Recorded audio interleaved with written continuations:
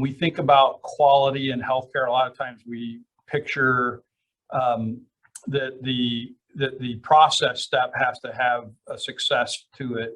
And we forget that what really matters to the patient is their outcome.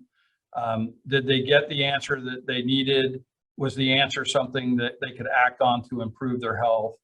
And with the recommended follow-up and imaging reports, a lot of times that information is either overlooked or missed or never received by the patient, that there's an actual recommendation for them to come in for another exam in 3 months or 6 months. So that was our main goal, is to improve the outcome for the patients by making sure that they had an easy way to know that there was a recommendation for them, and a reminder when that recommendation came due that they should contact their physician and schedule that visit. Within Health took the time in the initial get to know each other process to understand our balanced scorecard, to look at the things that we value as a care delivery company to our patients, and align to that instead of just telling us, hey, use our product this way and really good stuff will happen. Within Health, didn't make any assumptions about our business in the implementation process. Really got to engage with us and see how we work, what things were going to matter to us, like having a patient engagement strategy that's connected to our other patient engagement strategies, not separate from it. So from our standpoint, the implementation was pretty painless. HL7 interface, start routing ORUs, and some other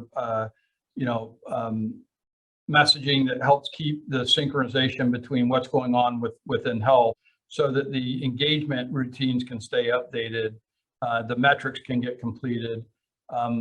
That's really all we had to do from a customer standpoint for the implementation, which went live, I think, within a few weeks of signing the agreement. So we had to put together a financial view to say, what's the target rate that we would need to be at to justify the effort and the cost of engaging in this way with our patients and with our practices. And so we set an initial target of 15%, and said if we can hit 15% increase in the number of visits that patients are completing after the recommendation is due, then the cost to get that care done would sustain itself. And so we saw that happen, I believe, in month 4 of the deployment. And I believe at this point, we're probably closer to 18%, maybe 19%. A lot of times the referring practices, EMRs, either don't have the capability to capture that there was a recommended follow-up exam, or if they do, they don't have the engagement context to be able to initiate the outbound connection with the patient to say, hey, this visit was recommended and it's time for you to get that scheduled.